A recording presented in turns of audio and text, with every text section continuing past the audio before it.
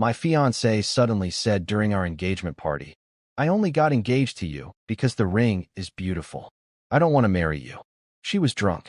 I calmly replied, thanks for being honest.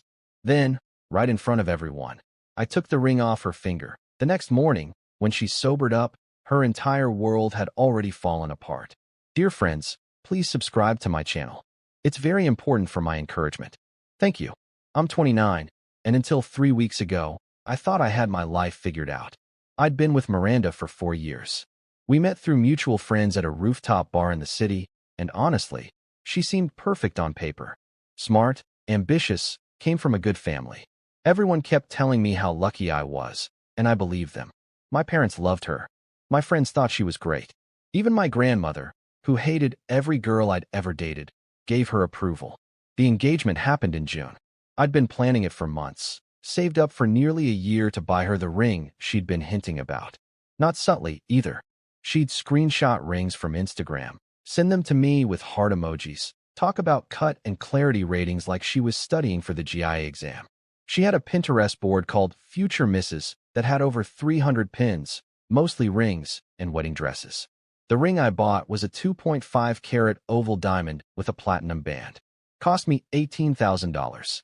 More than I wanted to spend, honestly.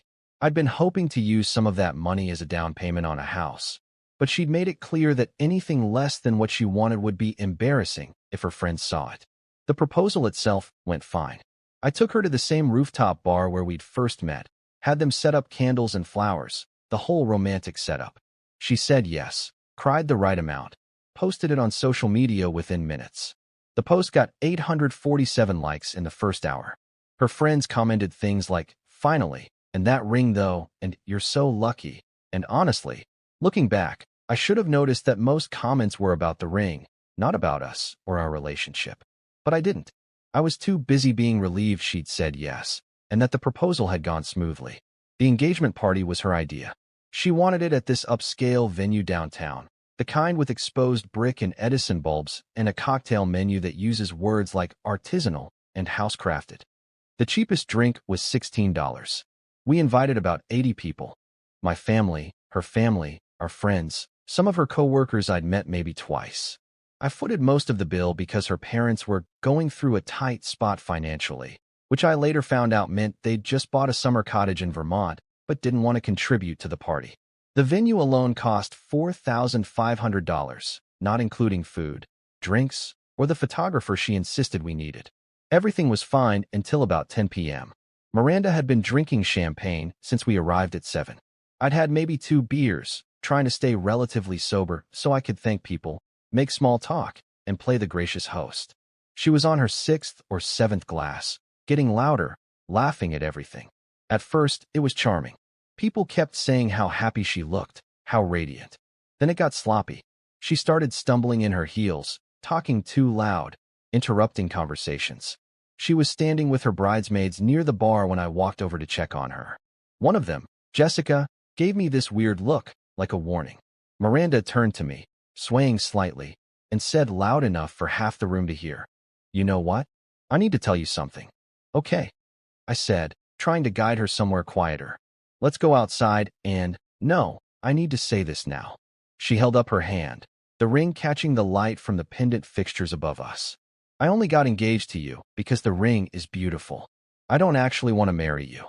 The music was still playing, some indie playlist the venue had. Someone laughed nervously nearby, thinking it was a joke. My uncle stopped mid-conversation and stared. I stood there, frozen, watching her examine the ring like it was the only thing in the room worth looking at. "Miranda, you're drunk," I said quietly. "Let's talk about this tomorrow." "I'm serious," she slurred, her words running together. "You're nice and whatever, but you're boring. Like really boring. You never want to go anywhere fun. You don't like my friends. I just wanted the ring. And the wedding. My cousin Bethany got married last year, and her ring was shit compared to this one. Like, literally shit. This is so much better." People were staring now. Her mom started walking toward us, her face red with mortification. My best friend, David, looked like he wanted to disappear into the floor. My mom had her hand over her mouth. I felt this strange calm wash over me, the The kind you get when something so surreal happens that your brain just shuts off the panic response. Thanks for being honest, I said. Then I reached out, took her left hand, and slid the ring off her finger. She was too drunk to really process what was happening. She just stood there, looking confused, like she couldn't understand why her hand suddenly felt lighter. I put the ring in my pocket, grabbed my jacket from the coat check, and walked out. Didn't say goodbye to anyone. Didn't explain. Just left. Update 1. I spent that night at David's apartment. He found me sitting in my car in his parking lot around 11 p.m. I hadn't even turned the engine on, just sat there staring at the ring in my palm, turning it over and over. He convinced me to come inside, made me eat leftover pizza that I could barely taste, and let me crash on his couch. I didn't sleep much, just lay there replaying the whole night in my head. The next morning, my phone was on fire. 63 text messages, 17 missed calls, voicemails from Miranda, her mother, my mother, random relatives, friends asking if I was okay. I ignored all of them except my mom, who I called back around 9 a.m. to explain I was fine and would talk to her later. She told me half the family had stayed at the venue for another hour after I left, nobody knowing what to do. Eventually, Miranda's friends took her home. Around 10:30 a.m., Miranda started calling repeatedly. I finally answered on the 7th call. "Oh my God," she said immediately. Her voice was hoarse, panicked, raw from crying or throwing up or both. "What happened last night? Everyone's saying you left. Where's the ring? Where are you? You don't remember?" I kept my voice neutral. "I remember drinking, and then everything's fuzzy. Did we have a fight? People keep texting me weird things, and my mom won't stop crying, and she won't tell me what happened." I told her, word for word, what she'd said. There was a long silence. I could hear her breathing on the other end. "I didn't mean it," she whispered. "I was drunk. You know I didn't mean it. Drunk people say stupid things all the time." "The thing about drunk confessions," I said, "is that they're usually the truth without the filter. Alcohol doesn't put thoughts in your head. It just removes your ability to hide them. Please, can we just talk? Face to face? I'll come to wherever you are right now. I'll get in my car right now. I need some time to think." "Time? We're engaged. We're supposed to get married in 4 months. The venue is booked. The invitations are ordered. What about the ring?" And there it was. Not, "What about us?" Or "What about our relationship?" Or "What about our future together?" What about the ring? "I have it," I said and hung up. Update 2. I took 3 days off work and stayed with David. During that time, I did something I'd been suspicious about for a while, but had always talked myself out of. I checked our joint credit card statement properly, line by line. We'd opened it 6 months ago, her idea, specifically for wedding expenses and shared purchases. I was the primary cardholder, but she had her own card with her name on it. Turns out Miranda had been using it for a lot more than wedding expenses. For $1,200 at high-end boutiques, $1,800 at a spa resort she'd gone to with her friends for a bachelorette planning weekend, $950 at restaurants I'd never been to, $670 at hotels, $2,100 at bars and clubs in neighborhoods we never went to together, all within the last 3 months. When I looked at the dates of some of those restaurant and hotel charges, they corresponded with nights she'd told me she was working late or having dinner with her mom or attending work events. I called the credit card company and got more detailed statements going back further. Over 6 months, she'd spent almost $15,000 on that card. I'd been paying the bill without really scrutinizing the charges because I trusted her. The bill came to my email. I'd glance at the total, pay it, and move on. I was working 50-hour weeks and planning a wedding. I didn't have time to investigate every charge. On the 4th day, I agreed to meet her at a coffee shop near my apartment. Neutral territory. She showed up looking rough, no makeup, hair in a messy bun, wearing sweatpants and an oversized hoodie. She'd been crying, that was obvious. Her eyes were puffy and red. "I'm so sorry," she started immediately, before she even sat down. "I was drunk and stupid, and I didn't mean any of it. You know I love you. You know me." That wasn't me talking. "Do you?" I asked. "Love me? Of course I do. We've been together for years." "For years? That has to mean something." I pulled out my phone and showed her the credit card statements, the screenshots I'd taken. "Explain these." Her face went white. Actually white. "I can explain. $950 at Marcello's on July 18th. You told me you were at your mom's that night helping her with her computer. Who were you with? Friends. Just friends. Which friends? Give me names. She looked away, couldn't meet my eyes. It's not what you think. Miranda, I really need you to be honest with me right now because I'm about 2 seconds away from walking out of here permanently and you will never hear from me again. She started crying harder, that ugly crying where you can barely breathe. Okay, there was someone else. But it's over. I swear it's over. It was just a stupid thing that happened a few times. It didn't mean anything. My stomach dropped even though part of me had already known. How many times? I don't know. Maybe over 2 months?